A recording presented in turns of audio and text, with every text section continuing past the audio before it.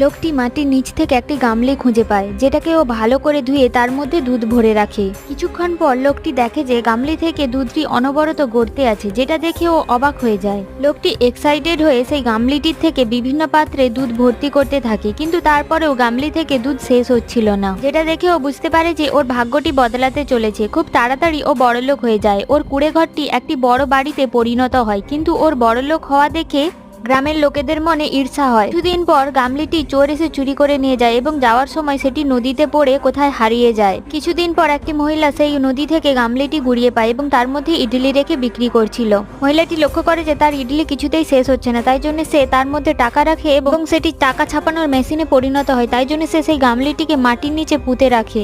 টাকাগুলো নিয়ে মহিলাটি ব্যাংকের মধ্যে যায়, কিন্তু ব্যাংকে যাওয়ার সাথে সাথে ওকে পুলিশে ধরে নিয়ে যায়, কারণ নোটগুলো একই নাম্বারের ছিল। তাই পুলিশ ওকে জালি ভেবে জেলের মধ্যে ভর্তি করে দেয়।